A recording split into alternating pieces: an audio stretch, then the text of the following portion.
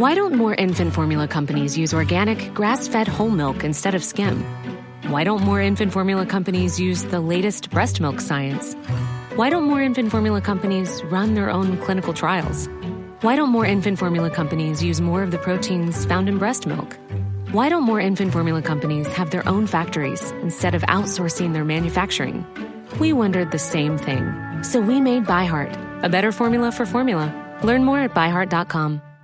Get the home field advantage every time with Fairfield by Marriott, official hotel partner of the NCAA. Whether you're a student athlete working toward your championship dreams or your team's biggest fan, Fairfield by Marriott has everything you need to get ready for game day. From comfortable guest rooms to complimentary hot breakfast, Fairfield is part of the Marriott Bonvoy portfolio of hotels and official hotel partner of the NCAA. Visit fairfield.marriott.com to book your next game day stay.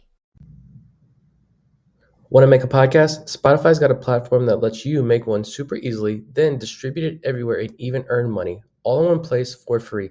It's called Spotify for Podcasters, and here's how it works. Spotify for Podcasters lets you record and edit podcasts right from your phone or computer, so no matter what your setup is like, you can start creating today. Then you can distribute your podcast to Spotify and everywhere else podcasts are heard. Video podcasts are also available on Spotify. With Spotify for Podcasters, you can earn money in a variety of ways, including ads and podcast subscriptions. And best of all, it's totally free with no catch. Ever since we discovered Spotify for Podcasters, we feel like having options like video podcasts and Q&A lets us be more creative on another level. I highly recommend you give it a try. Download the Spotify for Podcasters app or go to www.spotify.com/podcasters to get started. Welcome into The Verge, a show which covers the Baltimore Orioles minor leagues. The Verge is part of BSL Radio. Baltimore Sports and Life is dedicated to analysis and discussion on the Orioles, Baltimore Ravens, and the University of Maryland. The site has a team of writers providing coverage of those teams and houses live streaming content weekly. Join the conversations at the message board, like BSL on Facebook, and follow BSL on Twitter. Welcome to On the Verge. This is our first new episode of 2021, and this is Zach Spedden, joined as always by my co-hosts Bob Phelan and Nick Stevens. Today we're going to break down our new top 30 prospect rankings for the Baltimore Orioles farm system. You can read the reports on BaltimoreSportsAndLife.com once they go on the site.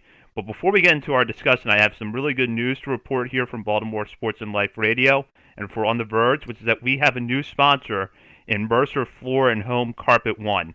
We're brought to you courtesy of Mercer Floor and Home Carpet One. Mercer is a third-generation family business that was established in 1959 and is located on Main Street in beautiful historic downtown Westminster, Maryland of Carroll County. For all of your flooring needs, think Mercer.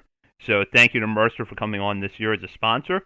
And now we'll get into our discussion, which is the top 30 prospect list for BaltimoreSportsAndLife.com for the Orioles farm system, the pre-2021 edition.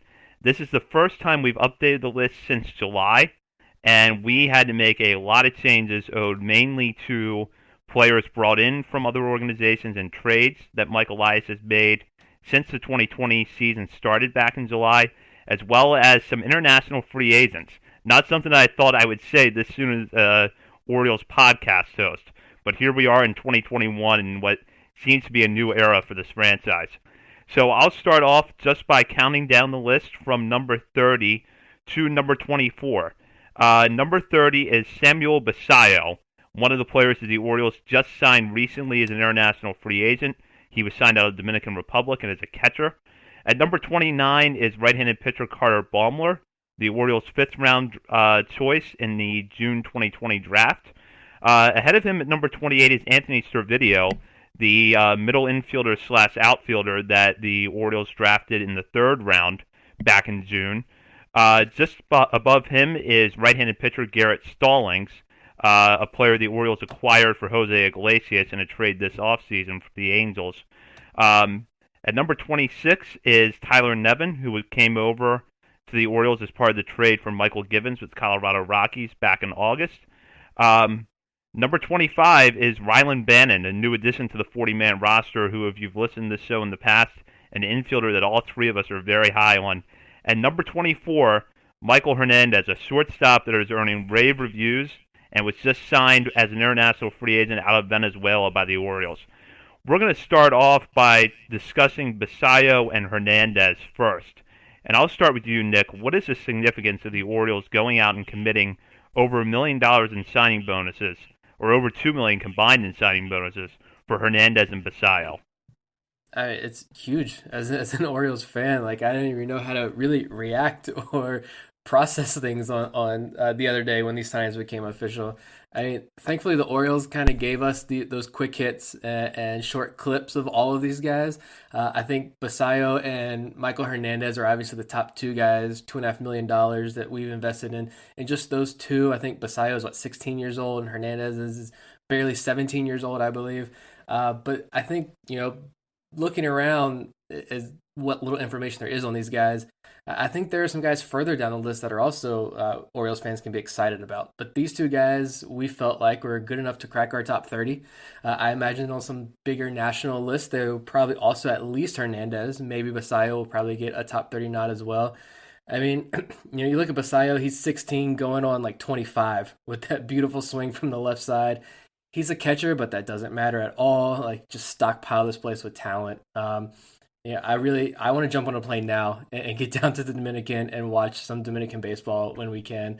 Hernandez looks like a guy that I think you could probably put in high A right now if you wanted to. Obviously, that's not going to happen. He's many years away from even coming to the United States, but you just look at that and it's super exciting when you're talking about a guy like Hernandez getting compared to Alex Rodriguez and Carlos Correa. And of course, Orioles fans are going to throw out a Manny Machado comp, but to hear like a Carlos Correa even, like, we're used to the Orioles signing guys in the $200,000 range, $150,000 range, guys who are probably going to flame out at like Delmarva, maybe even Aberdeen, or never even come to the United States. And now we're looking at these high caliber guys.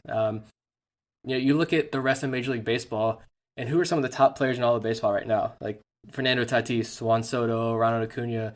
You've got to hit this market. And when you're starting from nothing, literally nothing, and in 2 years, a little over 2 years, we're talking about two guys who are top 30, fringe top 30 international prospects now joining Birdland. It's extremely exciting. And we'll see once they get to the Dominican Summer League, we can finally see kind of what they're all about for real. But yeah, I couldn't have said it better myself than Nick just laid it out right there. I mean, as a longtime Orioles fan, when these were announced and we had to I realized I had to see which of these guys should be on our updated 30. I'm like, how do I even handle this? I've never had to deal with this whatsoever, but I think we ended up with them in a good spot. And Hernandez seems like obviously Machado-esque, where he's a bigger guy for a shortstop, smooth, natural motions at the position. Seems like he could stay there. Nice, smooth swing. But Basallo, man, offensively, he's kind of tantalizing. Big dude, nice swing. Going to have some real power, see if he can get into games. But just think last year, we were excited that we signed a couple guys for like $400,000 around there. Now we got 8 of them and 2 over $1 million. Next year, I think you might see us maybe sign one of the top 10 richest contracts of the international class. That would show continued progress. But needless to say, we've arrived on the international front, and it's exciting to have that pipeline, as Elias would say, now coming straight to our house. The thing that I like in reading reports about both Basallo and Hernandez is that it doesn't look like these are going to be first base DH type guys. Basallo, I think you have a little bit of a question of that he's, 6'3", I think listed about 190 pounds as a 16-year-old. How big is he going to get? But you hear rave reviews about his arm. So I feel like, first of all, as Nick said, there's no harm in stockpiling talent behind the plate. That's worked out quite well for the San Diego Padres. And if the Orioles want to start following that template, it's a good one. And the other thing is that if Basallo does have to move out from behind the plate, I think there's reasonable hope, based on what we know right now, that it won't be to DH. It could be to third base. Maybe if we find the speed and the agility are a little bit better than what his size suggests, you end up with a left fielder that has a good arm. There's some possibilities there, and the same with Hernandez. The Orioles, when you look at him and when you look at some guys we're going to get to later on in this show, including Gunnar Henderson and Jordan Westberg, the Orioles are assembling a lot of up-the-middle infield talent, and it's really exciting to see. Yeah, I think with Basalo too, and he's 16 years old. So even if he stays at catcher, like Adley Rutschman's going to be pushing 30 and moving to first base by the time Basalo reaches the major league. So I mean, it's yeah, the video was a lot of fun to watch. Shout out to that Orioles player development and their social media account for putting out those videos for all of their guys. So at least we have some faces, some swings, some throws, or whatever it may be to associate with these guys. It's nice to be able to look at them and first of all have these top talents. So there are more videos out there to see of them, but to put faces to names and such, and not just he signed for $700,000, he must be good. Like we can see Basalo's swing. That is a beautiful swing. It doesn't take a scout to see that swing is something special. They're both 16, 17-year-olds, so a lot can happen over the next few years. But this is a start, and it's a really good start. Yeah, just get natural athletes that, at least at their age, can play these positions up the middle, and then you go from there and adjust accordingly. If they've got the skills to play those positions, then I'm sure they can adjust down the scale defensively. And while we're on this topic, from a personnel perspective, this is a name we have not mentioned a lot on this show, even though we've been on the air for about a year now, and that's Kobe Perez. He and his team did an excellent job, it looks like, in this international signing period. He's the director of international scouting for the Orioles. Definitely someone that's high on the depth chart in Mike Elias's regime, and someone who I'm really excited to see what he's going to do for this organization over the coming years. So when you start thinking about the Orioles front office and who's key to this rebuild, Kobe Perez is now officially in that conversation, if he wasn't already. Absolutely. I mean, obviously it'll be many years before we really know how well he's doing as far as results, but the process is there. He's proven that he's gotten the Orioles in where they need to be. Speaking of a player that we're kind of years away from realizing his potential, that's our number 29 prospect, Carter Baumler, who was drafted out of high school in the 5th round back in June, pitched briefly down in Sarasota at Instructs before having Tommy John surgery at the end of October. Baumler ranked 27th in our list in July, and even with the injury and the fact that he likely will not pitch until at least the beginning of the 2022 season, all three of us still had Baumler inside of our top 30 when we put the list together, and aggregating those together, which Bob did a good job of, we ended up with Baumler at 29. So, Bob, what made you comfortable keeping Baumler on the list, even though you know that he's at least over a year away from getting back on the mound? Well, nothing really made me comfortable about where to rank him. That was actually really tough. One of the tougher names on my list, just because he's so young. He hasn't really pitched in an organization other than, I don't even know how long he had actually at the alternate site or the fall instructionals. But the arm talent is there. There's a reason they drafted him 5th and gave him over slot money. It's because he's a bigger kid for his age with a great arm, and it's his elbow that he injured. So that gives me a little more confidence than, say, a shoulder injury or, one of those more tendons or ligaments that doesn't usually bounce back quite as well. But even if he doesn't pitch this year, which he won't, but even if he comes back 2022 and slowly warms up into it, he's still going to be super young and have plenty of time to get back on track. There's been plenty of pitchers that have had Tommy John surgery and come back better, if not as good. So, yeah, I'm feel pretty much the same as I did when we drafted him. Obviously, a little more risk now involved. Yeah, he's only 18 years old too, so I think we mentioned before on the show, if it's going to happen, he got it out of the way now, super early. I guess the only hiccup in this would be that he had his senior year of high school wiped away because of COVID, and now he's got his first year of pro ball wiped away. So you're looking at like over 2 calendar years in between him getting on the mound and pitching.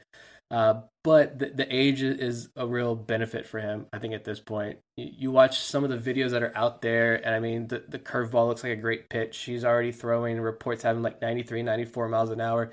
As an 18-year-old, this guy who's a TCU commit to play, I think he even had some interest to play football, and a kicker punter, but still, so you can see his athleticism there as a young kid. So I think I felt semi-comfortable putting him in the top 30.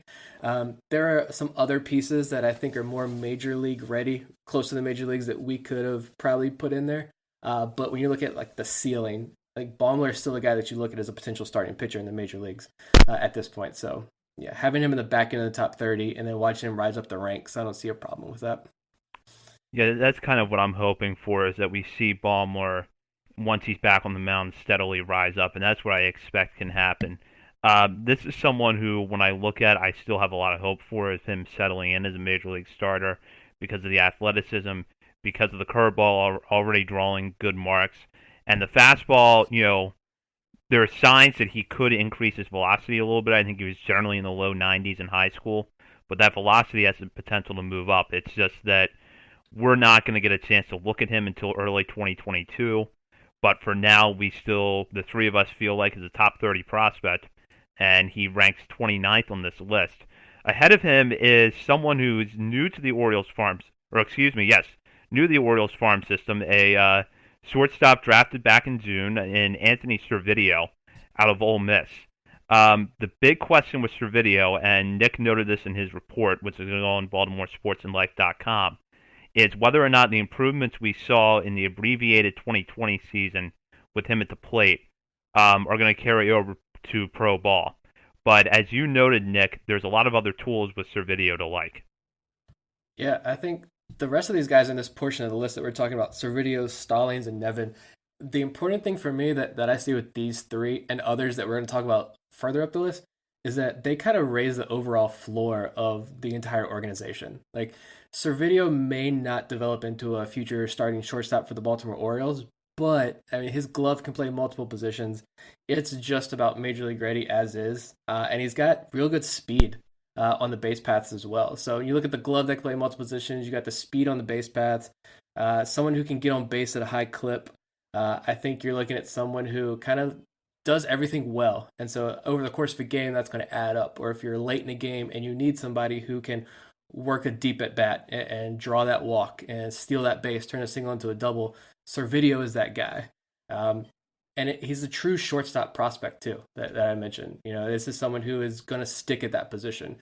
And like you mentioned, the big question though is that bat. How well does that hit tool develop? And I go back to right after he was drafted, and we had Dr. Stephen Loftus on. He was pretty high on Servideo's bat, at least for it to develop. He believed that I think it was his junior season at Ole Miss was the last he saw. He thought those numbers were legit, and that could be a sign of something to come in the future. So I hope he's right, because Servideo is a real interesting piece that I'm excited to watch make his debut this year. Yeah, the surest sign that the Orioles farm system is improving is this is a guy who I didn't even have on my list, but I do consider him eligible to be in the top 30. I think it makes sense. I mean, he's better than a guy like Caden Grenier, who has been in our top 30 in the past. I have him better than a Graffinino, maybe even a Richie Martin type. So I think that's pretty impressive that a guy like that still just missed my top 30 personally, but he did make ours. And everything Nick said is spot on. I mean, this is a guy, he's got good defense, known for, I think, his intensity and leadership in college. And the bat, it showed flashes. Obviously, with the shortened season, it's hard to tell how permanent those changes are, but the Orioles liked him. They must have liked his exit velocity, because they like that about everyone they draft. So, yeah, I'm pretty excited to see what he can do once he actually gets to play in the minor leagues. So here's a stat I really like about Servideo, and it's something that Stephen Loftus really emphasized when he was on our show back over the summer.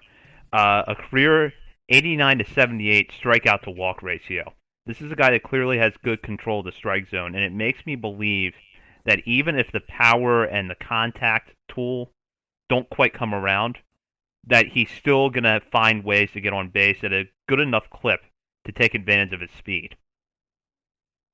Yeah, that's what you want too. You want somebody late in the game, if you can bring him off the bench and he can go and he's, even bringing him off the bench in the 5th, 6th inning, if he's starting and you're in the 5th or 6th inning, you're trying to wear it on a starting pitcher and he can work a walk, and then you see that 90% stolen base success rate in college, that's going to translate into the major leagues.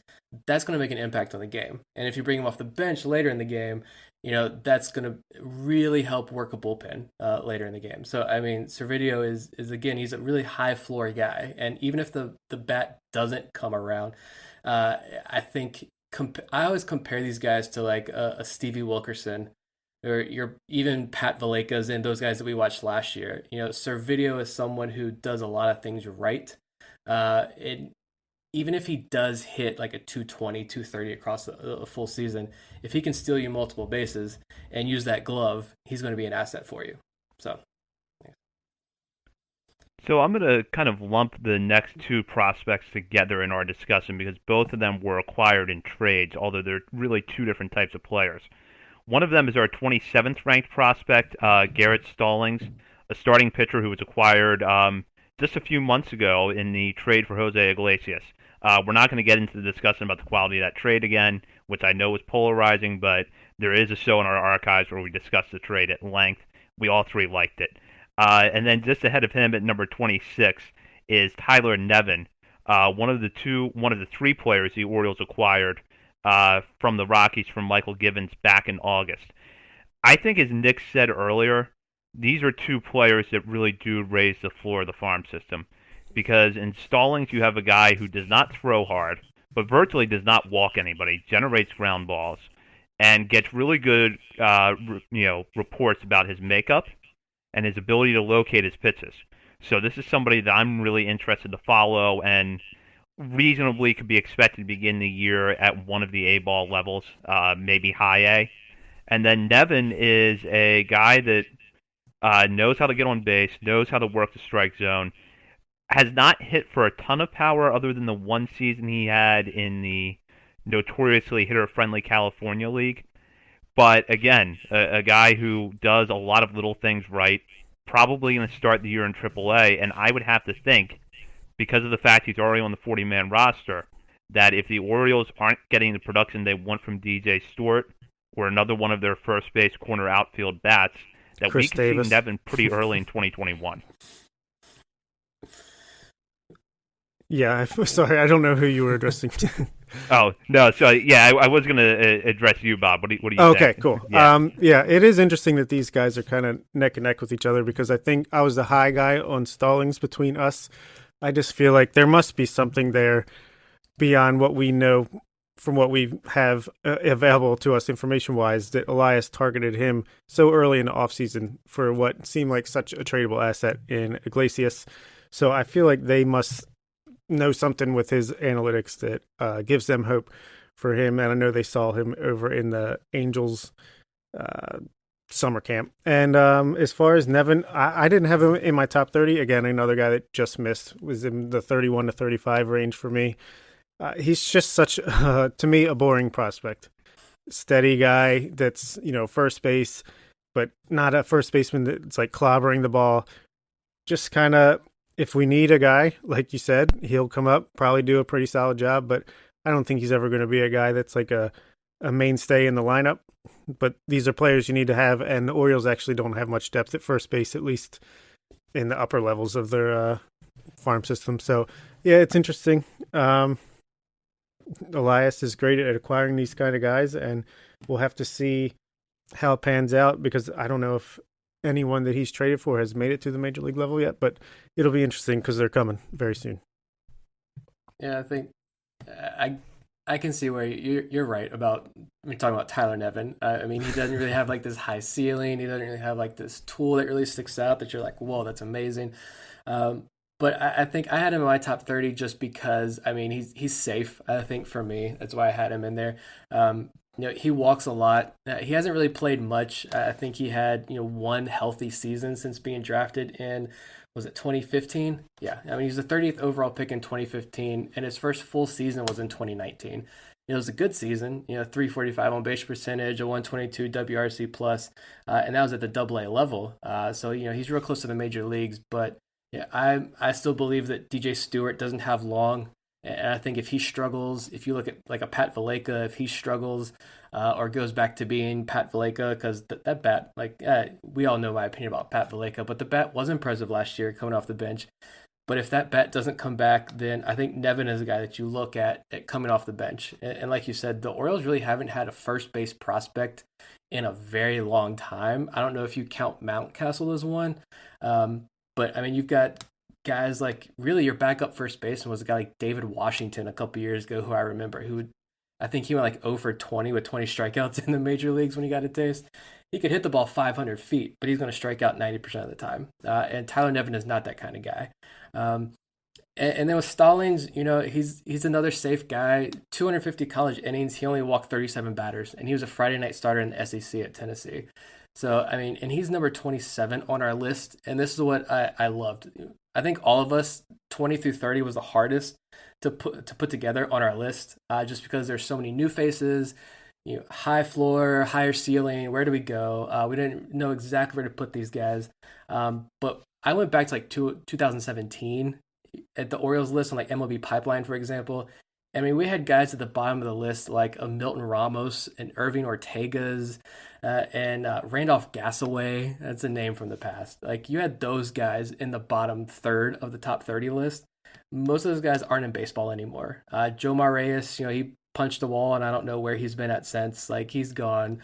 Like, and now you're talking about Tyler Nevin, who, he may not be exciting, but like, he's going to be a really good piece off the bench. Like, and that's, again, just something small to show the big improvements that this farm system is making. Yeah, I ended up with Nevin in my top 30, although I understand Bob's point. It's not the most exciting prospect profile. He's a guy who plays, I think he profiles best in first base and left field, but he has gotten some third base. And he's adequate at all three of those positions by most reports, but isn't really a standout defender. He walks a lot. Consensus is he has a good eye. But I think offensively, and it's kind of interesting because he was taken 2 picks behind Ryan Mountcastle in the same draft. And their offensive profiles are almost the exact opposite as minor leaguers. Mountcastle, you had concerns about whether or not he could walk. Would he strike out too much? But no one questioned the power. No one questioned his power. And Nevin is the exact opposite. He can walk a lot. He can get on base. He's not going to give away at bats. But is the power really there for a corner guy? So I kind of understand where Bob's coming from. In the end, I think I had him a couple of spots higher than where he ended up on this list. I think I had him at 24th. Just because I think the floor is high enough that if nothing else, you have a good role player and somebody who could make an impact in the major leagues in the near future. Yeah, and you mentioned Chris Davis. I mean, he's already better than Chris Davis. So there we go. It's good enough. Yes. I think Chris Saul would be an upgrade over Chris Davis at this point. So number 20. Chris Singleton would be. Yes, exactly. Chris Singleton right now and Chris Singleton in 1977. Doesn't matter. Anybody. Yes. Anybody with a pulse at this point. He'd be cheaper at least. 2021 is officially underway. We just had a discussion about Chris Davis. Yes. So number 25 is someone we've discussed a lot on this show, and it's Rylan Bannon. If you've listened to the show in the past, you know that all three of us like him. Second baseman, third baseman, who has a good profile with a bat. Looks like, if nothing else, he's going to be a guy that sticks around the major leagues for a while.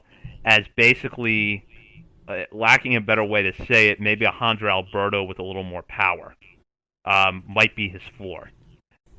He was added to the 40-man roster this offseason, so right now, and I'll start with you, Nick, given that the Orioles still have not addressed the hole left at shortstop by Jose Iglesias, do you think it could be reasonably expected that Bannon would be the opening day starter at second base? Yeah, I actually had that written down in my notes that I wouldn't be shocked to see Rylan Bannon get a starting job in 2021. I know Orioles fans, that's not the most exciting, but I think he's a solid bridge to the Jordan Westbergs and the Gunnar Hendersons and those guys.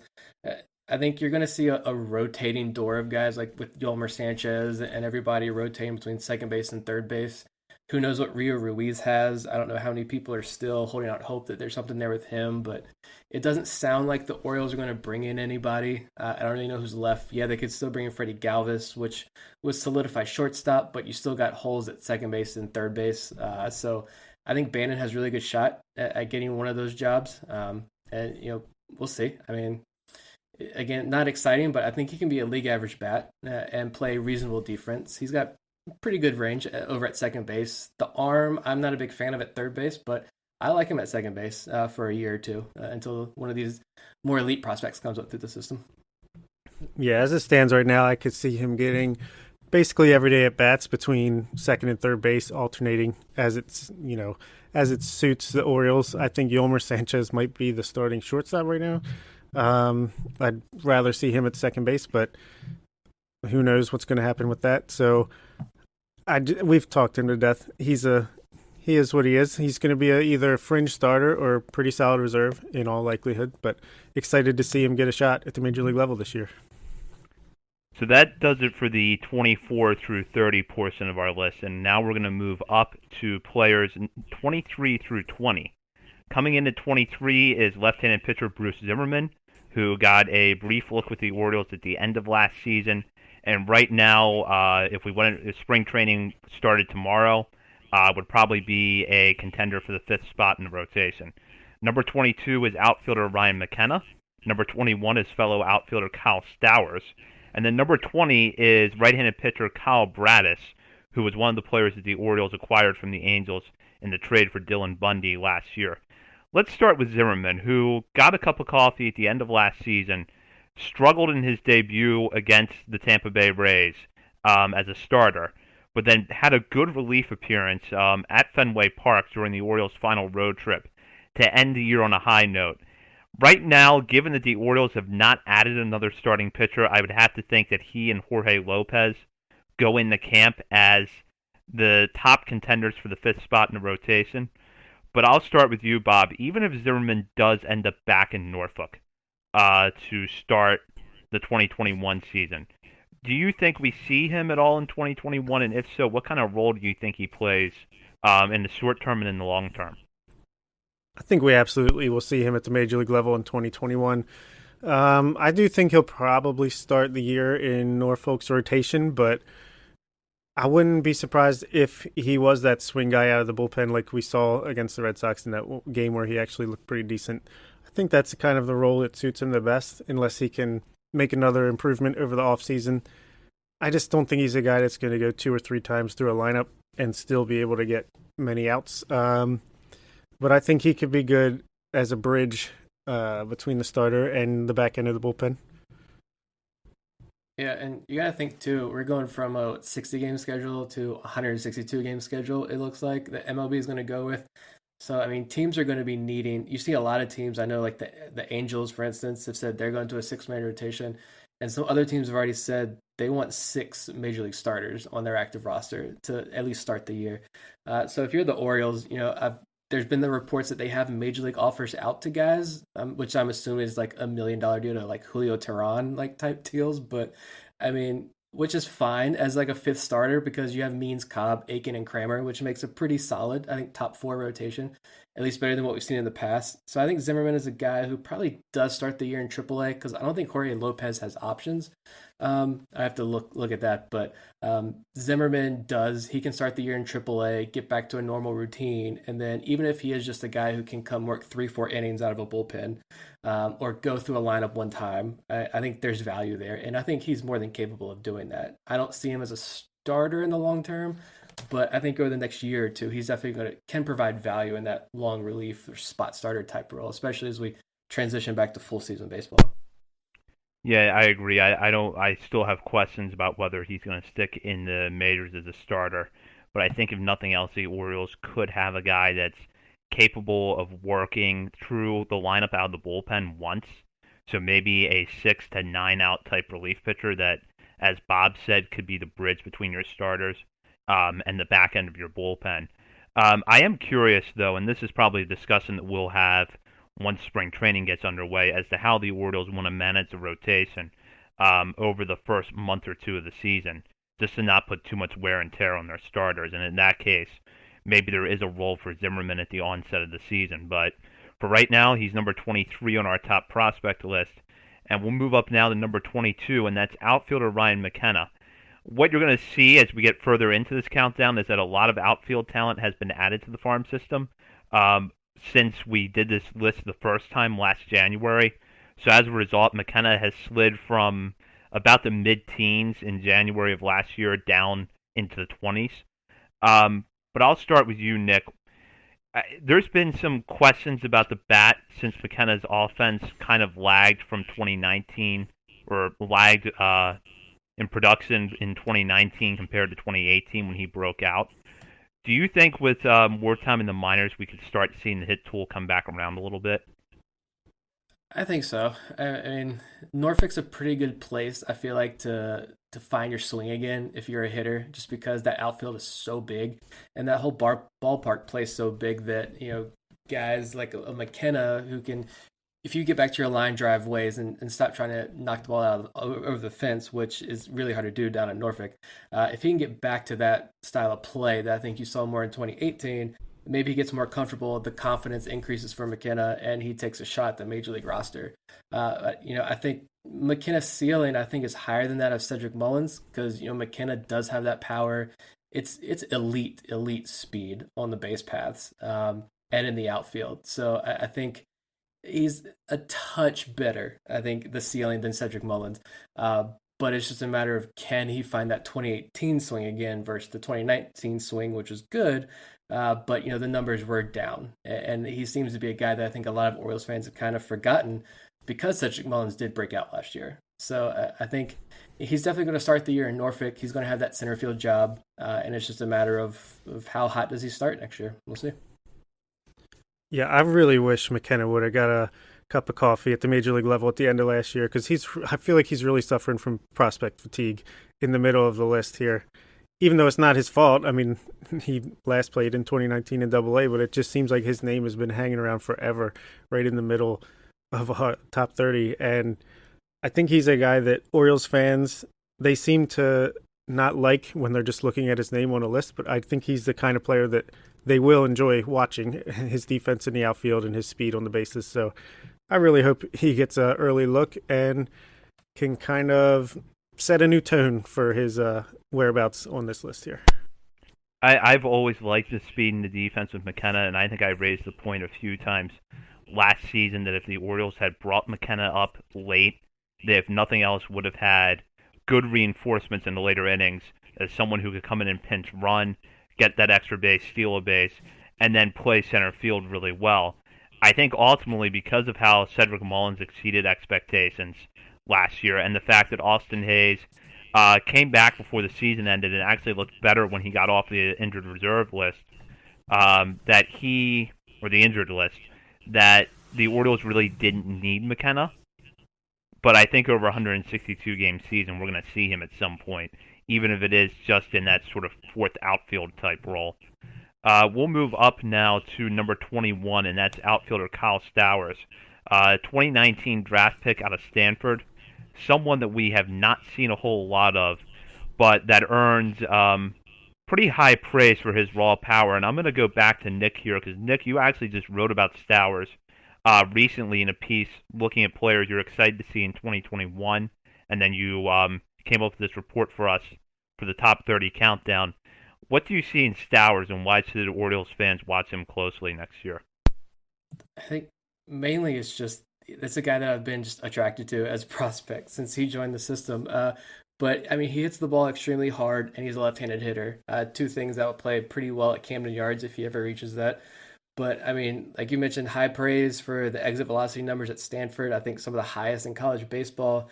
His last year in 2019, he was in Delmarva, didn't play 55 games, but he did get 6 home runs, 20 extra base hits. I mean, that's impressive. He was an all-star in the New York Penn League, which now no longer exists. But there's a lot of strikeout in his game. There are a lot of holes in the swing. There's a lot of risk there with him, but if he can hit for a higher average, you definitely have someone that I think is interesting. He's just one of these outfield guys who I think that you hope develops, because we're all high on Diaz and Kerstad, obviously, and then you've got Mountcastle, you've got Santander maybe for a while. Apparently, he's getting traded now.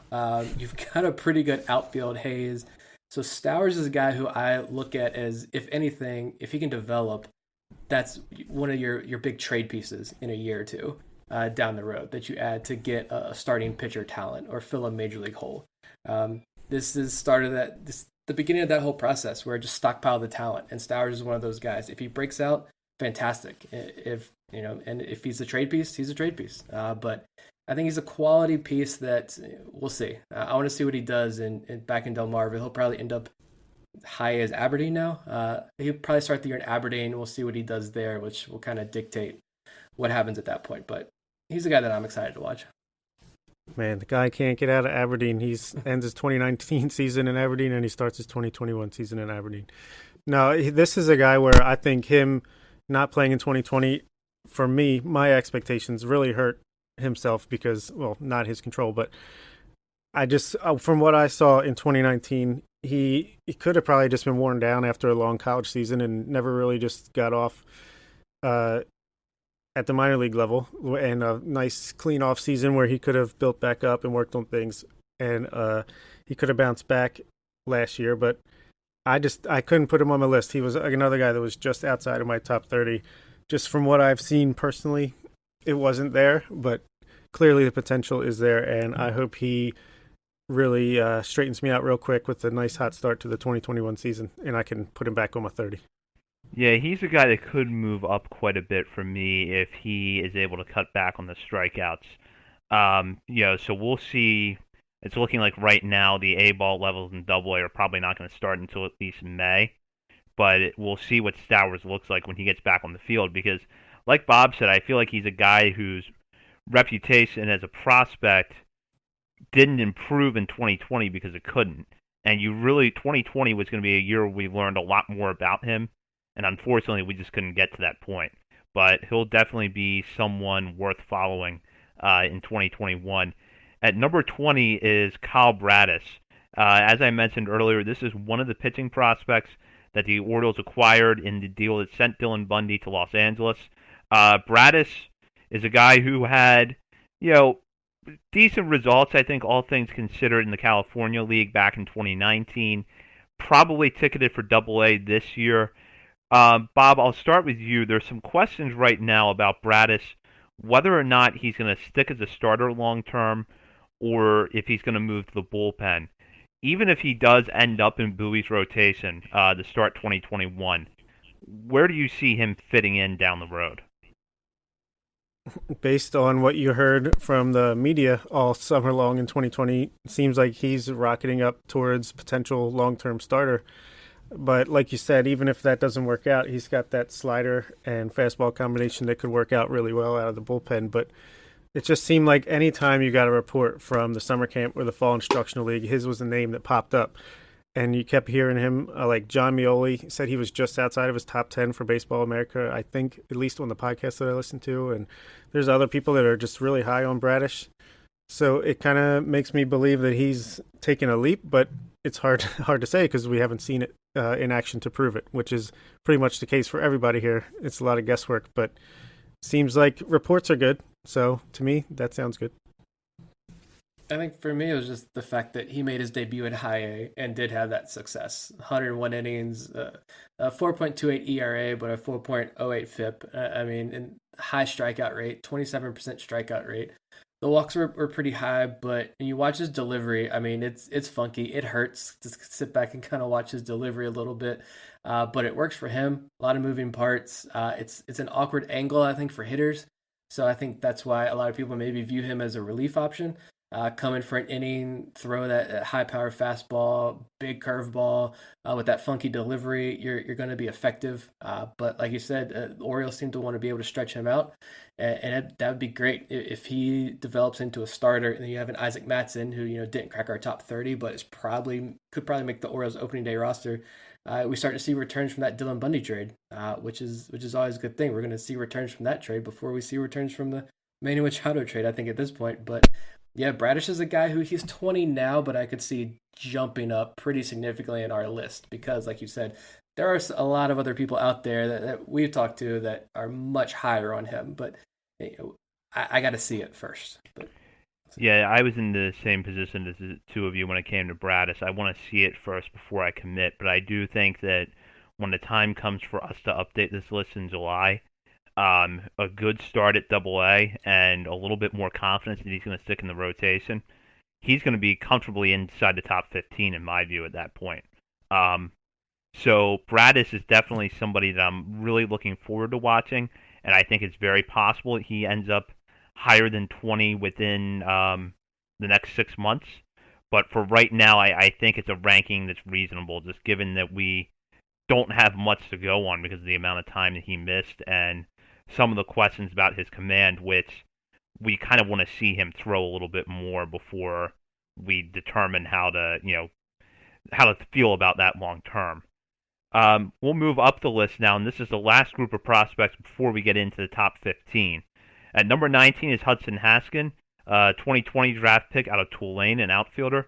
Number 18, a new addition to the 40-man roster, though a guy that's been consistently a top 30 prospect for the last few years, and that's left-handed pitcher Alexander Wells.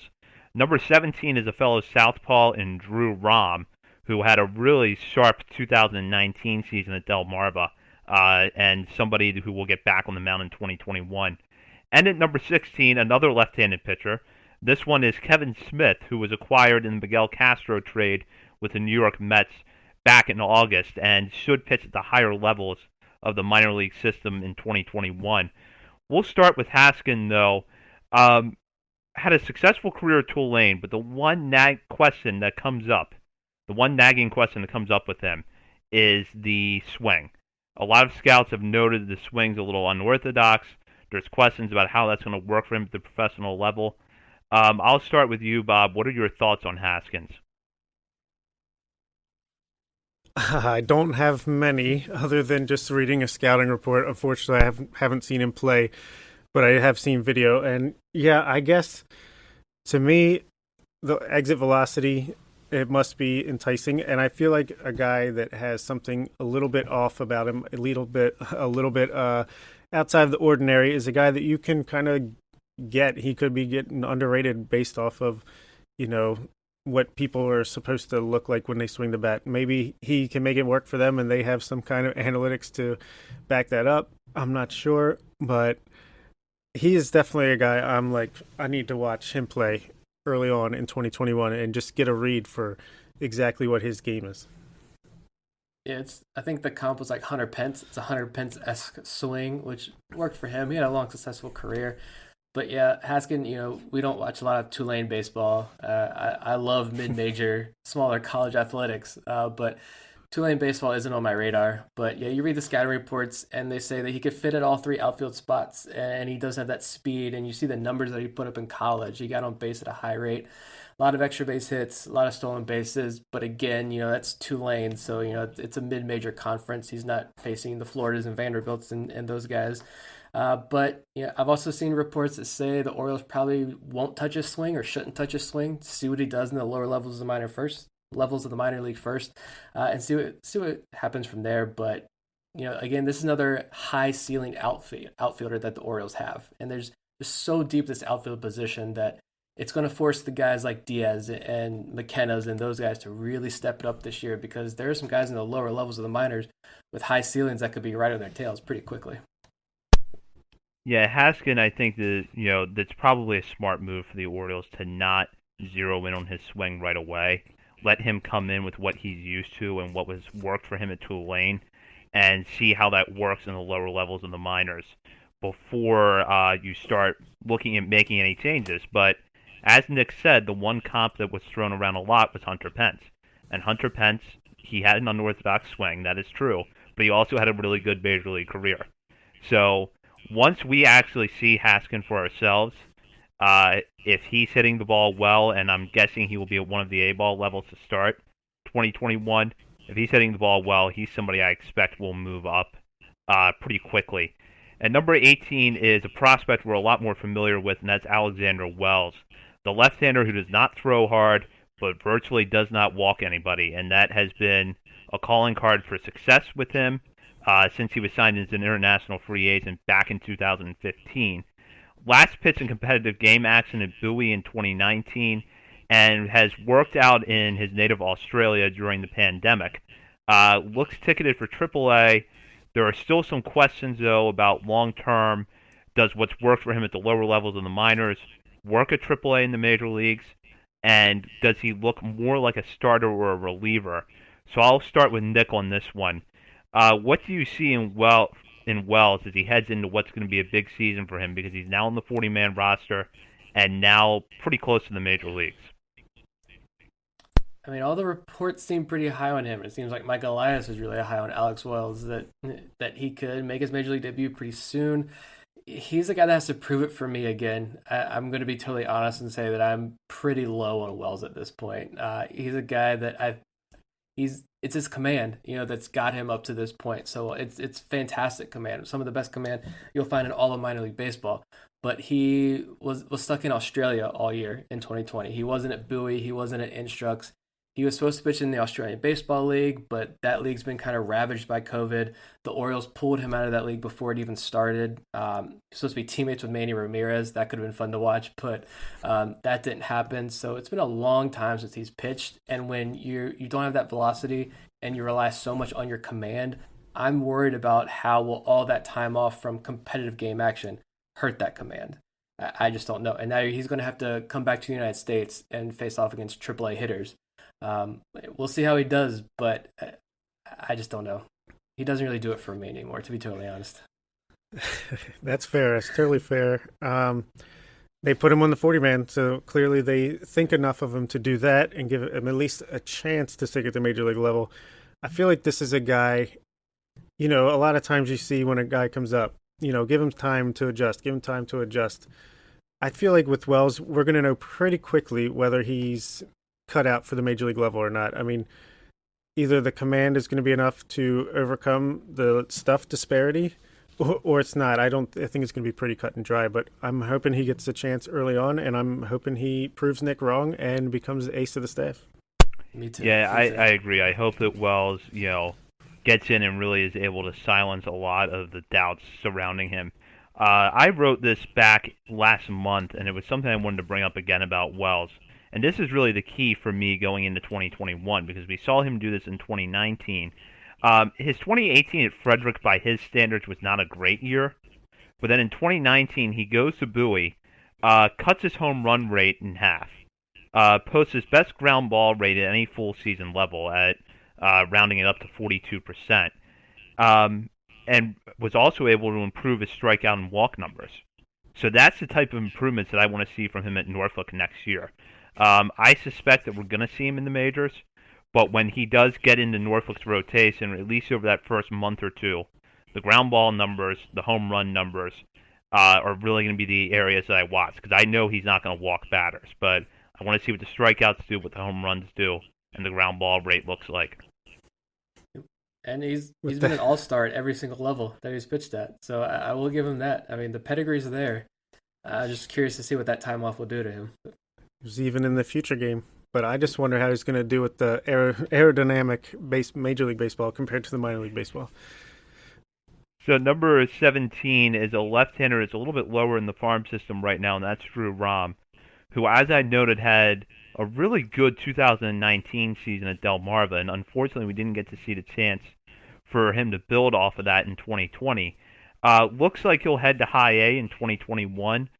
So, Bob, I'll start with you. What are some of the things with Rom that you want to watch going forward? I want to see if he's added a tick or two of velocity to his fastball. I'm not sure if that's something that's coming or not, but I feel like he's got the frame that could allow for that. And I was really impressed with his 2019 season at his age, Delmarva, working with the new, pitching coach, Justin Ramsey. And I'm hoping that he can just continue that progression. And I'm hoping that the year off did not affect him too much. And if anything, maybe it allowed him to really work on certain things that he needs to work on. But he's a guy I think is a sleeper on this list moving forward. I think he's a guy that could really make a jump here in the next season or two as well. Yeah, we got a trio here of these kind of soft tossing, you want to call them lefties. And I actually like the order they came out in, though, because Wells relies on his command. Rom did showcase pretty good command, but he's got the swing and miss stuff. And I think you see a much higher ceiling, not much, a little bit higher ceiling with Drew Rom there. He mentioned fantastic season as a 19-year-old in Delmarva against guys 2-3 years older than he was. So that's great to see. I know he pitched in some random pop-up league this summer in Kentucky, and the numbers weren't great, but they don't really mean anything. So we won't dive into them. But yeah, if that fastball is there and working, I think Rom is someone who we could see climb up the ranks pretty well. And if you're a Steve Molesky guy, I feel like Drew Rom is his guy. Like he he is to Drew Rom is to Steve Molesky as like Brandon Hanifee is to me. I get that vibe. So I'm going to go with Steve Molesky and buy into the hype there with Drew Rom. So Nick mentioned that we do have kind of a trio of soft-tossing lefties in this group, and I'm going to throw out the last one right now, and that's Kevin Smith, the pitcher the Orioles acquired from the Mets in exchange for Miguel Castro back in August. Once again, not a guy whose stuff suggested he should get a lot of strikeouts, but yet he's been successful in the minor leagues, pitched at Double-A in 2019, likely ticketed for Norfolk in 2021.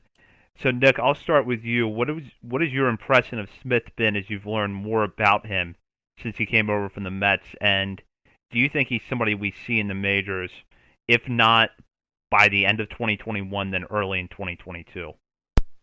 And it's someone that the Mets thought could make their starting rotation, and he's someone that when you watch, nothing really stands out. I don't think there's really too much in his repertoire or anything to get excited about necessarily, but he's ranked above Rom and Wells, I think, because Smith gets results. He needed no time to get from college to Double-A ball. He was a Mets top prospect, top 10 prospect. He was a Mets minor league pitcher of the year in 2019. So the guy gets results. And you read about his personal makeup and attitude on the mound and how he approaches the game.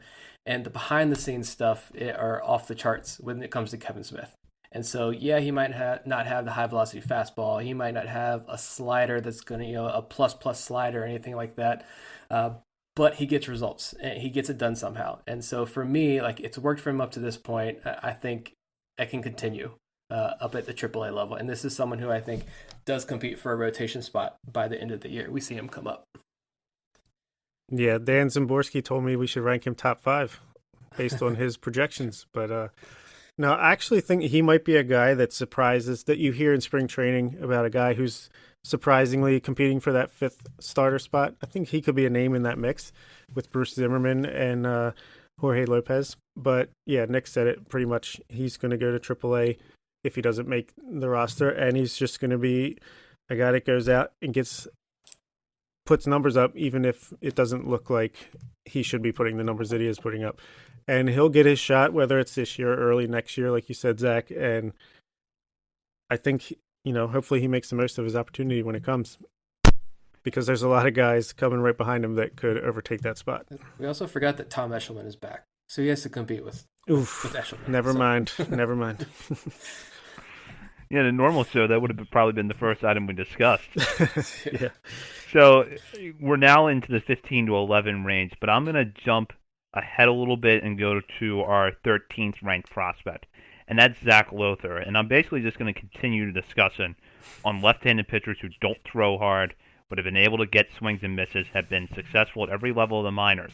And I think that Lothar is really the textbook example of that in the Orioles farm system, because he's been around for a few years now. He's going to head to AAA. I think he's a guy that if there had been a full season in 2020, would have been in the majors before the year ended, because he's been so durable and so consistent in his approach that I didn't really have a lot of questions about whether or not he was going to be successful enough in Norfolk to make the major leagues.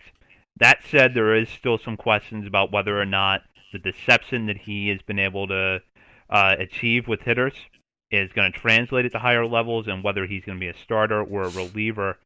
Yet, of that group of left-handers, the soft-tossing guys like Wells, Rom, Smith, and Lothar comes out ahead of that group.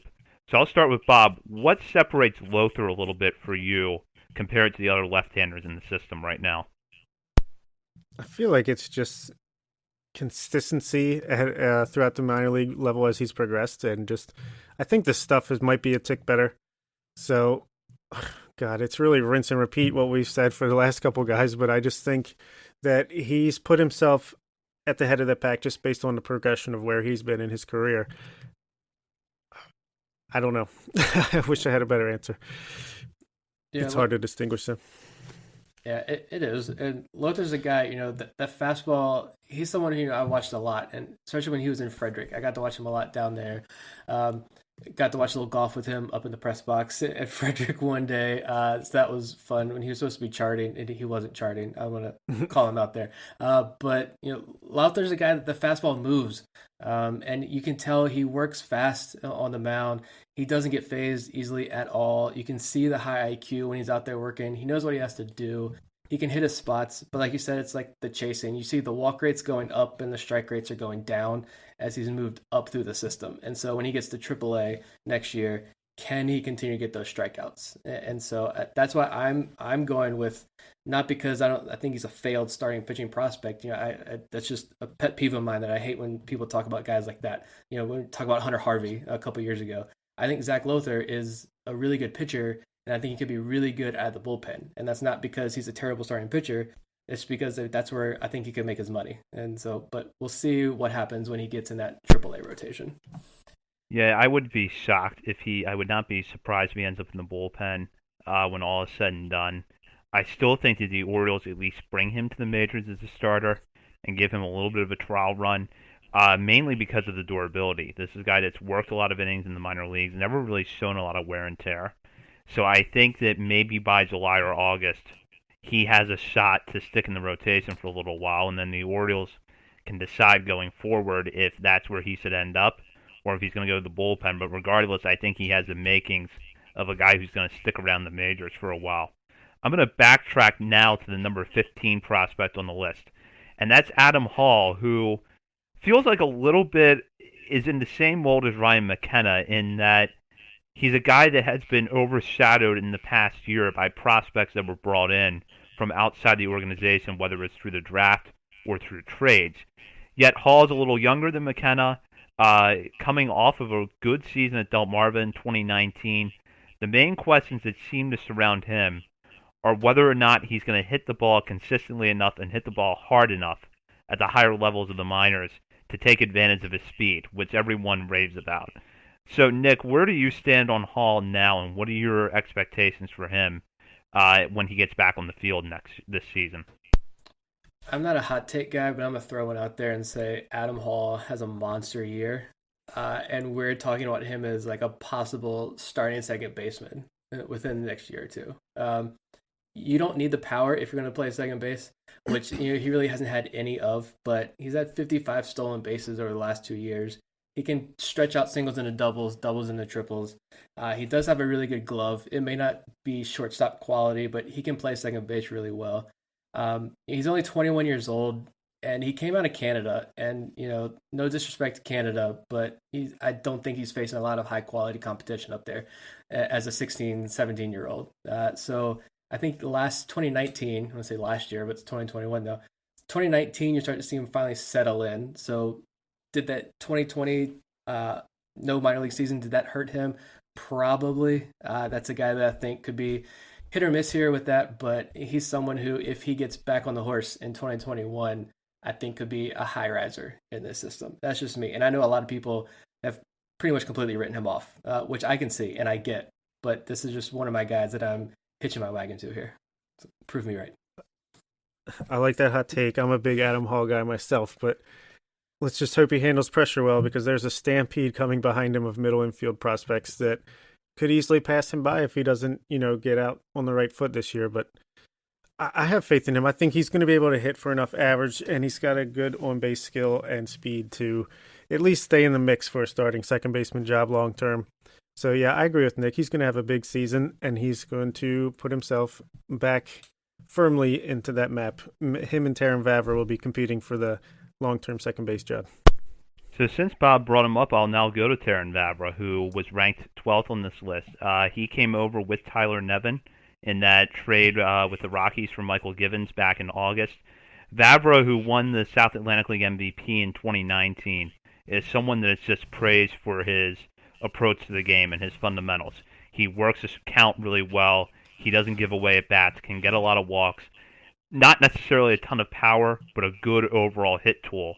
And the Orioles seem to be experimenting with him in center field a little bit, which seems to suggest that they think there's enough athleticism for him to possibly play at least 2, maybe 3 spots if they view him as a shortstop going forward at the major league level. So Bob, as you've kind of learned more about Vavra since he came over in August, what are your thoughts on him? And do you think he's somebody that, even though he last played at low A, could be in the major leagues pretty quickly? Yeah, actually, I do. I'm pretty high on Vavra. I thought I was going to be way higher than you guys. I was glad you had him pretty much right where I had him landed. But yeah, I do think he could be the starting second baseman before the end of the season for the Orioles. I just really like his approach to the plate and the swing he puts on the ball. I just feel like he's a guy that is being underrated. Like as far as Nevin coming back from the Rockies being a boring prospect, I feel like this is a guy that is the opposite of that. I feel like he's going to grab our attention pretty quick once we get him up in the majors. And yeah, if he could be like a Ben Zobrist type where he can play multiple positions, even better. Get in where you fit in. Yeah, I agree with Vavra. I've said in our report that's coming out on BaltimoreSportsLive.com, like, circle his name, don't forget it.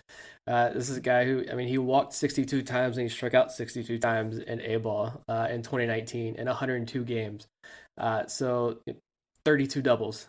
So, one double every other game. I mean, or one double every third game. I mean, there's fantastic numbers in his first real big full season in the major leagues. And when you look at the Orioles 40-man roster, there's just not a lot of these middle infield types. I know Mike Elias will bring in anybody that can play multiple positions, but there's just not a whole lot of talent there on that major league roster on the infield. So I think Vavra is somebody who can come in and, right now, would you want him over a guy like a Stevie Wilkerson? I think absolutely. He's better than the Stevie Wilkerson right now. You look at some of the other guys they brought in, like Greg Cullens and AJ Graffinino's. Vavra, I think, just in what little bit we know about him, is a much better prospect than those guys. I think this is a guy that we all should be excited about, and someone who's probably going to be a top 10 prospect by midseason form on this Orioles farm system, which is one of the top farm systems in all of baseball. So, yeah, circle the name. Yeah, I'm really excited to see Vavra when they get back on the field in the spring.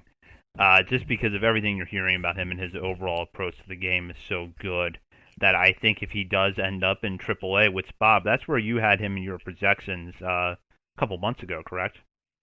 Correct. Yeah. I mean, Colorado is notoriously slow moving the prospects up level to level. So I just feel like between that and then the off time from 2020, I think they're going to jump him right up to AAA. Yeah, and I suspect he's going to be a guy that's going to handle that jump really well. I do want to bring up a prospect who Vavra ultimately moved down the list, but do not view the guy moving down a couple of slots as us not thinking that he's a good prospect, because the player I'm talking about is Kobe Mayo, who was drafted in the 4th round by the Orioles in June, high school third baseman, earning really, really high marks for 2 tools, his power and his arm. Questions because of his size about whether or not he sticks at third base, but the arm should give him a little bit more flexibility with where he plays defensively. The power, I'm really excited to see him hitting long home runs at Delmarva once the 2021 season rolls around. So I wanted to emphasize, and I'm sure that both of you, starting with Nick, want to emphasize, Mayo is 2 spots lower than he was in July, but that's not because we think he's somehow a worse prospect now. Yeah, no, it's just the influx of the talent. And Mayo, and he's only 19 years old, so there's a wide range of outcomes here. He could be a guy who hits 30-plus home runs in a year at the major league level. He could also be a guy who never really pans out because he can't hit for a high average and strikes out a lot. But he's such a young kid. He was a Florida commit. I mean, this is the guy. This is why you went Heston Kjerstad with the number 2 overall pick last year, to get Baumlers and Mayo type guys. And I mean, I just keep going back. I was mentioning the exit velocity numbers. I mean, his exit velo numbers are not that far from a Renato Nunez, who, maybe is not the greatest overall player. The Orioles just let him go for nothing, obviously. But that guy hit the ball extremely hard. And Kobe Mayo is already putting up those types of numbers. He's pretty close there. So if he's doing that as an 17, 18-year-old, imagine what he can do 3 years from now after being in this Orioles system. Like, this is a new Orioles minor league system that, I don't think we fully understand exactly how big of a jumps a lot of these prospects are taking with these guys that the Orioles have working with them down the minor leagues. And hopefully in 2021 we start to see that. And Mayo could be one of those guys that we see take a massive leap when we finally get to watch him play baseball. Yeah, couldn't agree more with Nick. And I've always said Kobe Mayo is a right-handed Samuel Basallo, so gotta like what you see there. No, just he's got the power in the arm just like Basallo. But yeah, I'm super excited to see Mayo get out there, see what he can do average-wise. We know he's got the power. Will it translate to games? He's got the arm. How's his fielding skills? Is he going to be another Ryan Mountcastle that has to move all the way around just to try to fit his bat into the lineup? I doubt it, but we will see. And I'm starting to really get excited about baseball season. So if you have been listening to us rattle off some of these names and aren't quite familiar with them, the next name is someone you used to be very familiar with, and that's Keegan Aiken, who comes in 11th on our list. Pitched well in the major leagues in 2020, but goes into 2021 with his prospect status still intact. The result of Aiken's pretty impressive performance in the major leagues is that despite the influx of talent that has come into the Orioles farm system since July, Aiken managed to jump from 14th to 11th on our list. I was close to putting him in the top 10, but I ultimately went with Jordan Westburg in that last spot. The thing, though, for Aiken that made me feel comfortable pushing him up to 11th was that with what I saw last year, with his ability to generate swings and misses, move the fastball around down in the zone, I became a little bit more convinced that he can remain a starter at the major league level, even if his ceiling is as a number 4 or 5 guy on a contending team. Bob, what was your impression of Aiken last year, and how do you feel about him coming in 11th on this list? I'm pretty high on him now. I mean, I think he did about as well as you could expect given the amount of time that he got at the major league level last year. I think for me, what rose him up a little bit was the fact that I feel a lot more comfortable with him at least being a setup reliever at the major league level. Like bare minimum, I feel like he's going to be a big left-handed arm that you can bring in out of relief. But like you said, I think there is a chance now that I think he could stick to the back end of a rotation, give you 5-6 solid innings. And if he continues to improve, I think he's working on his off-speed stuff. And I think there has been a little bit of improvement from when we last saw him pitch in the minor leagues to last year. And hey, keep going. And maybe he will stick in that rotation. Yeah, he's a lot more confident at the major league level. And you saw sometimes when he was in AAA, you could tell in the very first inning, within the first 2-3 batters, you could tell it was going to be a bad night for Keegan Aiken. He did let that show pretty quickly, but you really didn't see that when he was up with the Orioles last year. My favorite stat of his is that 14.7% swinging strike rate, which of all major league starters that pitched at least 20 innings, that's the 12th highest rate in all of baseball. That's fantastic. It was only 25 innings he pitched. Yes, it's a small sample size, but again, this is someone who I think proved his worth last year at the Orioles. He cemented a spot in the starting rotation for 2021, and we'll see where he goes from here. But I think the Orioles are much more confident. I think fans should be a lot more confident in Keegan Aiken sticking around and being a valuable contributor to this team next year. The other young starter that came up from the alternate site last summer and drew rave reviews was Dean Kramer. Kramer comes into 2021 as the 8th ranked prospect on our list. It was hard to not be impressed with what I saw from Kramer last year. I love the fastball curveball combination. Generated a lot of weak contact. I know that there has been some criticism of Kramer's walk rate, but a lot of that can be, and this is what happens when you're looking at things over a small sample size, a lot of that can be attributed to one bad inning against the Yankees in a start where he was actually pretty effective overall. And that was in his major league debut. So I'm really high on Kramer coming into this year.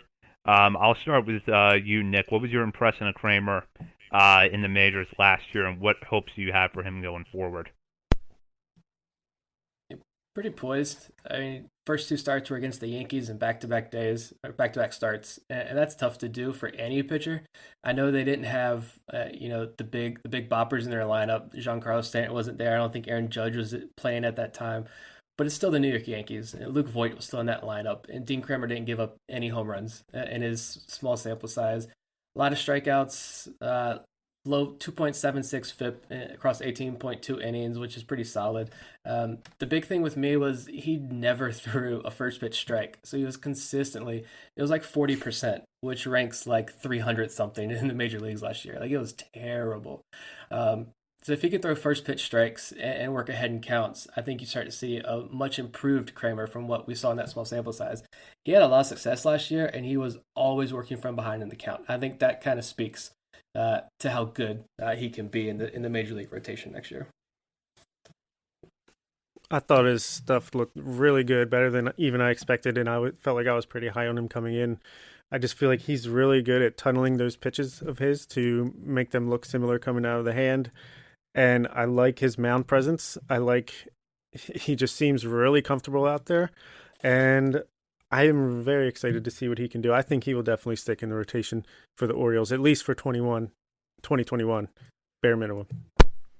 So one spot below Kramer on that list is another right-hander that we're all very intrigued by, and that's Michael Ballman. Ballman was at the alternate training site at Bowie over the summer. His time there was shut down a little early because of a concern over his elbow. All reports at the time were that the Orioles did not see that as being a serious issue, and we haven't heard anything to the contrary since. Basically, Ballman throws hard, tops out at 99, generally runs 93 to 95. After a big season in 2019, a lot of people that I think were borderline on Ballman turned because not only was he so successful that year, but in their eyes he looked more like a starter. Still, though, you do hear that theory thrown out that if the Orioles wanted to, they can move Ballman into the closer's role now, and he'd find success pretty quickly. So, Bob, I'll start with you. What are your expectations for Ballman going into 2021? I want to hear a clean bill of health from the first couple of days of spring training when pitchers and catchers report. Number one, that is what I need to see. But yeah, I think you give him every chance to be a starter. I think I heard some talk towards the end of 2019 that he might be a borderline top 100 guy then, and I don't see any reason why that couldn't still be the case. I think he showed that his stuff is good enough to be in a major league rotation, and I think you got to give him every chance to fail as a starter because even if he doesn't work out long-term there, you can always transition him to the bullpen and play up his fastball and his breaking pitches there. Yeah, he's 6'4", 225 pounds. He's a big man that throws the ball extremely hard. And that shutout, the no-hitter he threw in Bowie last year, that 9-inning no-hitter, he was throwing 95, 96 in that very last out of the game. I watched that start like 3 times. I mean, it was just so fantastic to watch. And it's really hard to temper expectations, I think, with Baumann. He's one of the more exciting prospects in this system now that you start to see a lot of talk among people who are a lot smarter than, the 3 of us are when it comes to these prospects that say, Grayson Rodriguez and DL Hall are fantastic prospects. They deserve all the praise in the system. But there's really no reason to believe that Baumann can't be the number 3 pitcher right behind him in the starting rotation. I think that's high praise. And he is a guy who is top 100, has top 100 consideration. Maybe we're getting way too excited about him, but I'm going to go with it because I'm putting my trust into this Orioles system to develop pitchers now.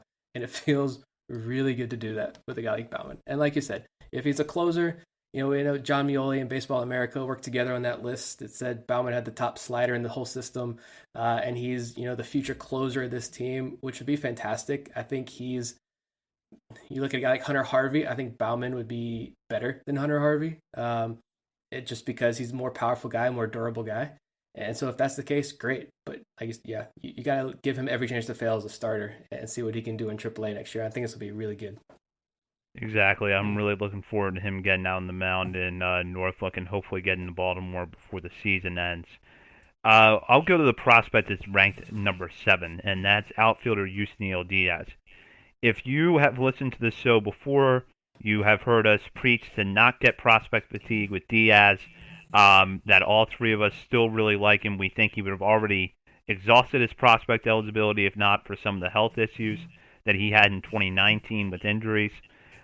Yet he comes in one spot lower because Gunnar Henderson and he flip-flop. And Henderson is a guy that now has basically moved his way into the conversation as a fringe top 100 prospect overall in the minor leagues. So I'm going to make that point, at least from my perspective. Yusniel Diaz did not move down because we're tired of Yusniel Diaz. Yusniel Diaz moved down because everyone is now zeroing in on Gunnar Henderson as someone who's going to be a quick riser in this farm system. We're going to get more into Henderson in a minute, as well as Jordan Westburg, who came in 10th on this list. But Nick, what are your thoughts right now on Diaz? I mean, you'd like to have heard more out of camp.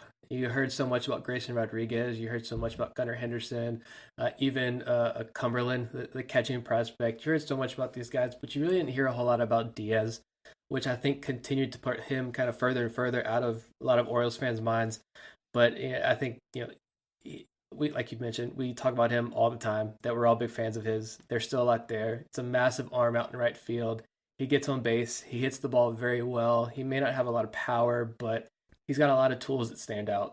And, like I said, if it's Santander and Diaz and Mountcastle, Hayes, Kerstad, like that's a really exciting group. And it's going to be a battle to see who sticks on this roster. And Diaz could be getting his opportunity pretty soon in 2021, I think. Yeah, absolutely. I think everything we've said in the past still holds strong. It's just actually I had Diaz ahead of Gunnar Henderson on my initial updated list, and then I finally caved to the pressure you guys put on me. It was too much. I had to flip him back to 7th, but no, still like him. I think, if this Santander or Santander trade heats up even more, he could be the opening day right fielder. Who knows? But I think still like him as a solid middle of the order bat with like a 280 average, 20 to 25 home run, peak. Solid player. Yeah, absolutely. I agree, Bob. I think that Diaz is still a solid player, and I think as long as he is able to stay on the field at AAA over the first month or two, we'll see him in the major leagues well before the All-Star break.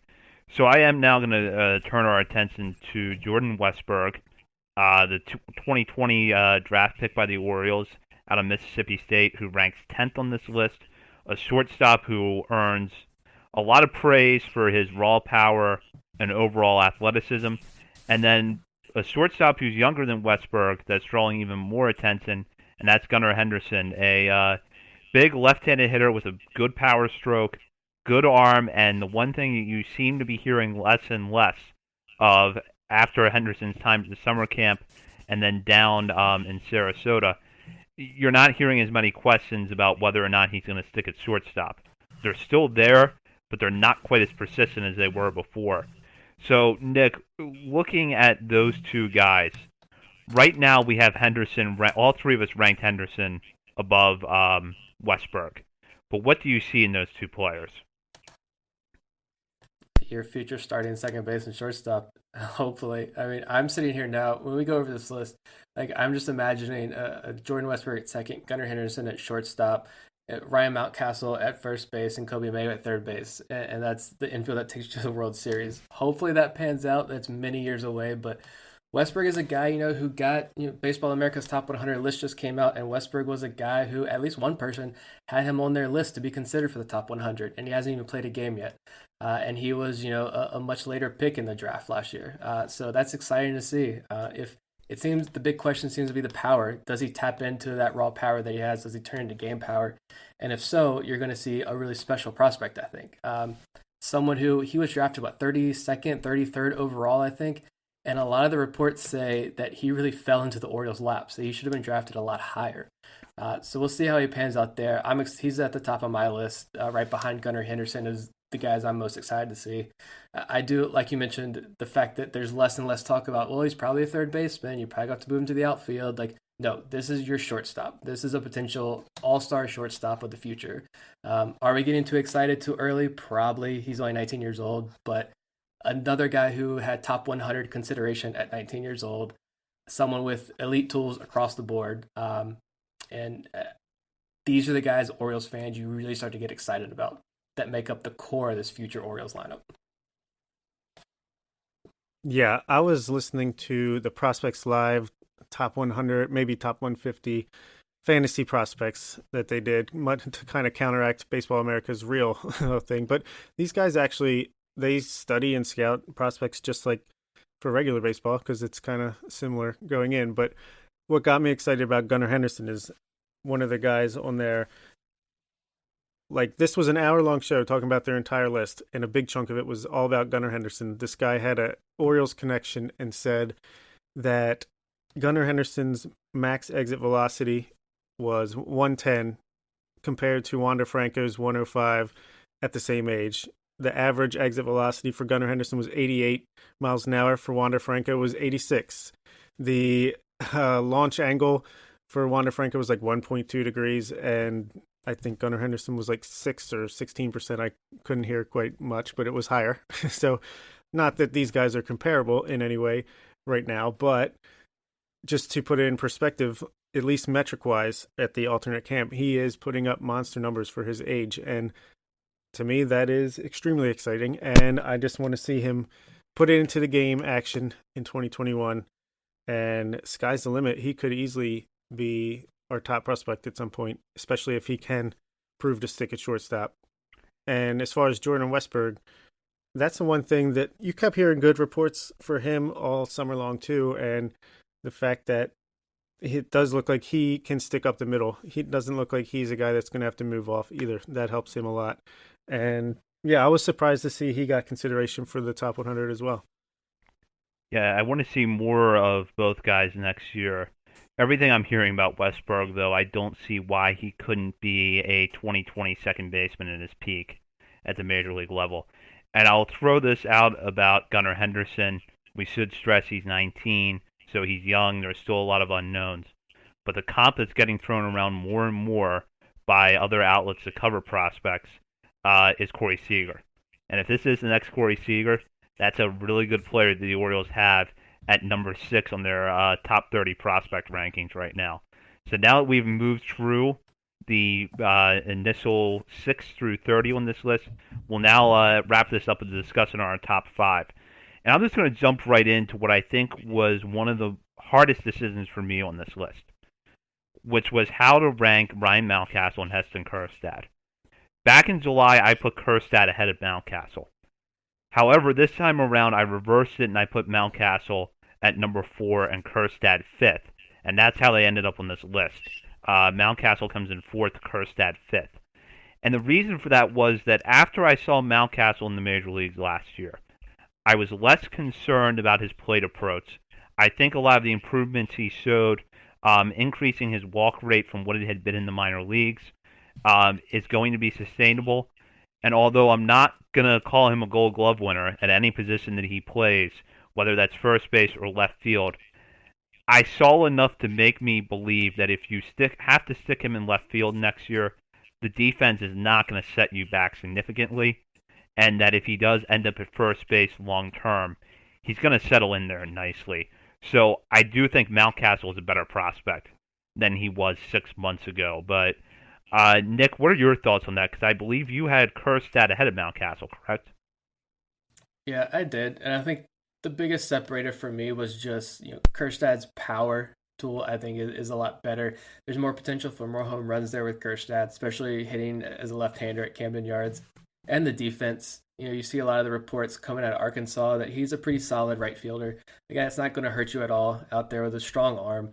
Mountcastle, I hate that the discussion is always about his defense because he plays a good first base. He plays a decent left field.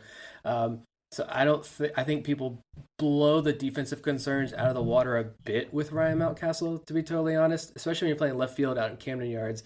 Mountcastle is more than capable of handling that position for a few years, I think. But I did have Kjerstad ahead of Mountcastle just because of the power and more solid defensive abilities out there in right field. But yeah, Mountcastle, I think, blew a lot of us away. And I really liked watching Mountcastle's at-bats. Even on his strikeouts, you could tell he knew exactly what he did wrong just about every single time. As soon as he swung the bat, he knew he shouldn't have. And so I think we saw like an 8% walk rate last year in a very small sample size, which was like double his career high.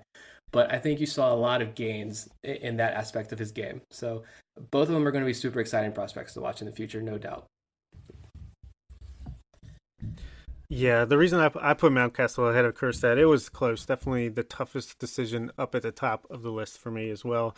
To me, it's just we knew Mountcastle was going to be good based on what he did in the minor leagues, and it's when that the metrics, the stats meet the eye test, it all came together and just showed. I think he could be the MVP of the team in 2021 and any year moving forward, right up there with Adley and all these offensive guys. I think he's just looks so professional as a hitter up at the plate. I saw nothing on defense that had me worrying this is a full-time DH moving forward, at least not anytime soon.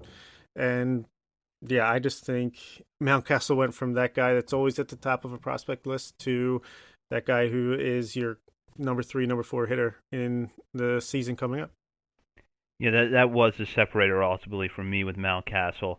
I will say this, though, which is that Mountcastle goes into 2021 with very little prospect eligibility remaining. So although we're not going to update this list again until July, Mountcastle's prospect eligibility should be up well before then. So Kerstad should at least be back in the top 4 by then if he hits it expected in the minors next year. Now it's our number 3 and number 2 prospects, and it's the 2 pitchers that everyone is most excited to watch just throughout the whole Orioles organization, I think, in 2021, and that's left-handed pitcher DL Hall, who comes in at number 3, and number 2 is Grayson Rodriguez, the right-hander. I know that, and for good reason, Orioles fans are a little jaded when it comes to pitching prospects. It's been a long time since the Orioles have had sustained success with homegrown starters coming through the minor leagues and having good major league careers. Bob, why might Rodriguez and Hall be the ones to break that trend? When elite talent meets elite, I don't know what you would call Justin Ramsey, Mike Elias, elite analytics, when those combine, it seems like a pretty good recipe for success. And nothing got me more excited about the minor league season than the link that Nick shared on the Twitter about Grayson Rodriguez and how he is like the one guy that could be just a true number 1 pitcher in the and all of the prospect list. I think it was like out of the right-handed pitchers, he could be the guy with the highest ceiling, and that's crazy to hear, especially for an Orioles fan who, pitching, God, the cavalry. That's all we ever hear about. But it seems like between DL Hall and Grayson Rodriguez, bare minimum, we should expect Chris Tillman levels of pitching. And I don't know, just seems like the sky's the limit with these guys at the top of the rotation. And it's the stuff, it's the command, maybe not command for DL Hall, but at least for Grayson Rodriguez, they've got great stuff, and we've got a great team in place to get the most out of it. I mean, Hall is a guy, you don't find too many lefties that can throw 96 miles an hour and hold that velocity throughout a start. Strikeout numbers are ridiculous. You watch him pitch live, it's something really special to watch. I think being completely realistic, if just one of DL Hall or Grayson Rodriguez hits, it's a win for the Orioles. You just need one. If you get both, fantastic. We're talking about a whole nother level here. But if just one of them hits, you're talking about a really solid rotation going into place here. And if Grayson Rodriguez isn't a top of the rotation arm, but can be a really good number 2, that's a win as well. I mean, like you said, MLB Pipeline just had him as number 9 overall, but had the highest ceiling, had the highest rated changeup. You talk about just the AL East is going to be a lot of fun with Grayson Rodriguez. They had Nate Pearson and Luis Patino is now with the Tampa Bay Rays. That's scary to see. He was such an exciting prospect with the Padres. Now he's with the Rays. He's probably going to be like one of the top pitchers in all of baseball because that's what the Rays do. But the Orioles are working towards that. And Grayson Rodriguez and DL Hall are going to go a long way in easing the fears of Orioles fans, I think. The big thing with Hall, though, is those walks. Can they come down? Because they were enormous throughout his minor league career. But, yeah, these two guys, A and B, it's hard to separate them, too. Just true elite talents in the system. And it's really hard to think. We're talking about potentially a number 1 starter for the Baltimore Orioles, a playoff team. And we're talking about international guys being comped to Alex Rodriguez and Carlos Correa. Like, this is the conversation that we're actually having tonight, which is amazing. And is this real life? yeah, I've had to ask myself that looking at this list several times as we work through the show. I would honestly have not expected us, given everything that happened over the last 12 months, to be in the position where we're looking at the Orioles farm system having improved as much as it has. But I hope that that's the takeaway for a lot of the listeners tonight. And now, number one, no surprise, it's Adley Rutschman, and there's going to be a lot of time over the course of this year to talk about when he gets to the majors, whether he's more Buster Posey or Matt Wieters. There's a lot of discussions to be had with Adley Rutschman. But I'll just say this. Consensus top 3, top 2 prospect in the game right now. I think he's far and away the best prospect in a rapidly improving farm system. So I'll start with you, Bob. Just kind of give us what's your general expectation for Rutschman next season. Wow. I'm expecting him to finally just show exactly why he is the number 2 prospect and was our number 1 overall pick a couple years ago. After he was drafted, he had mono. He was weakened going into his initial minor league play with Aberdeen and Delmarva, and he still put up some pretty good numbers, especially at Aberdeen towards the end of that run there before he got promoted. And then, of course, 2020 gets wiped out. So this is a guy Orioles fans have been hearing about how he's the savior. He's the next big, huge prospect, Manny Machado type hitter and at catcher coming up. But no one's really been able to follow his career necessarily so far. So I really want him to just come out of the gate strong, or at least just show what he is. He's got great patience at the plate. He's got tremendous power. He's going to be catching Grayson Rodriguez and DL Hall at AA Bowie at least to start the season, and I just want him to play and just get these games under his belt that actually count and start the path towards the major leagues, because right now he could be a catcher at the major league level on his defense alone, and the offensive potential is off the charts. So it's extremely exciting, and he will probably be the number 1 prospect in baseball by July when Wander Franco graduates with the Tampa Bay Rays. Yeah, I mean, I don't really know what else to say about Rutschman. Like you said, the only question mark is when does he make his debut?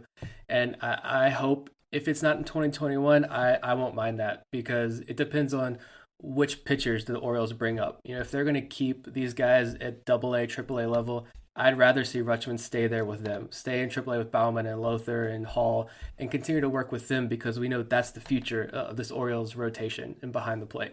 And so if you're going to come up on a team that has 45 wins at the end of the year and catch Tom Eshelman at the end of the season, I don't care. I don't want to see that. Stay in the minor leagues and catch DL Hall. Continue to work with those guys.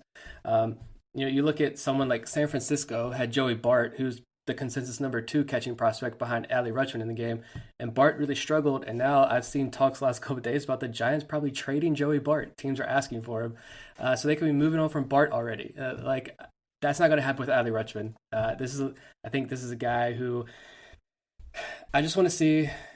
I don't even want to see the numbers. I don't really care about the offensive numbers, to be honest, next year. I just want to see him form those relationships with these pitchers. And the big thing that's impressed me the most out of Bowie last year at the alternate site was that when these guys were asked, what stood out to you at camp? Who stood out to you at camp? Everyone said Adley Rutschman. And it wasn't because the light tower power or anything like that. It seemed like it was more so how he controlled the games behind the plate and how he made them a better pitcher. And that, I think, means a lot more right now. And that's what I want to see. So he's number 1 in baseball. He's a future Hall of Famer. Build a statue now. They were also talking about his use of the driver at Topgolf, so don't forget that. Yeah, Rutschman is I think far and away the best prospect in a rapidly improving farm system. And regardless of where he starts and finishes 2021, I know I'll be really excited to follow along. So this concludes our top 30 countdown of the best prospects in the Orioles system going into 2021. We're recording this on a Wednesday night, and the full list with reports should be on BaltimoreSportsAndLife.com sometime Thursday. So keep an eye out for that if it's not already on the site by the time you listen to this. And when you visit the site, not only read that report, but check out our other content on BaltimoreSportsAndLife.com. And be sure to hop on the message board to discuss the Orioles, the Ravens, the Terps, and more. Before we wrap up here, just final thoughts on the list as a whole, and I'll start with you, Nick. Yeah, it's a fantastic list. A lot of fun putting it together. It was really difficult putting it together, but I think we could see a lot of changes when we update this later in the year once we get to see guys play. Minor league baseball is going to be back next year. It might be delayed a little bit, but we're going to have a full season. The country as a whole look to be on the up and up. Today was a pretty great day in the United States of America. And I think just overall, too, to wrap my piece up here, I think check us out also. Like, all of our social media accounts have been great. We're on Facebook, we're on Instagram now, which are brand new. I don't really know what I'm doing on Instagram, but give us a follow there. Just search On the Verge BSL. We've got so many new followers on Twitter. Thank you everybody for listening. I was super impressed with our numbers from season 1. They were fantastic. I was not expecting that at all. So just thank everybody for listening. And this list hopefully got you excited.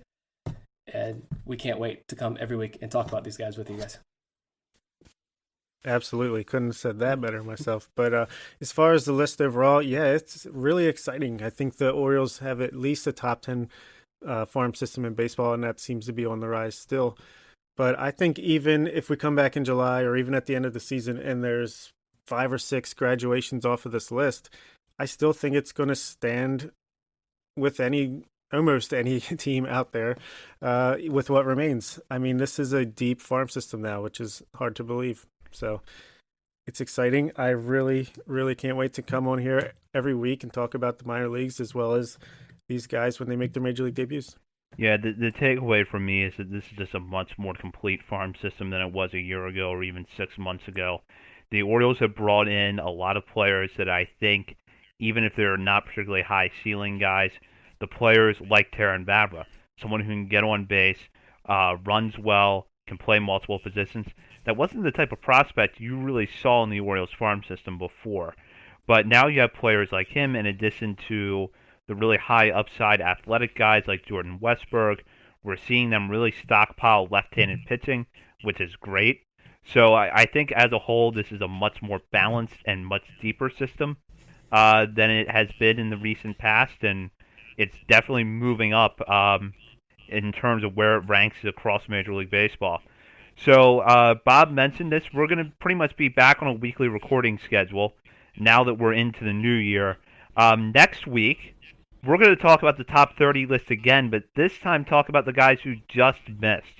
So we're going to all 3 of us will get a chance to discuss the players that we had in our personal top 30s but that did not make the final list, as well as some of the guys who are maybe in that 30 to 40 range right now that we think could find their way in the top 30 when it's updated either in July or perhaps even in the beginning of 2022. So that'll be on next week's show. In the meantime, give us a follow on Twitter at BSL on the Verge. For Nick Stevens and Bob Phelan, this has been Zach Spedden. Thank you for listening.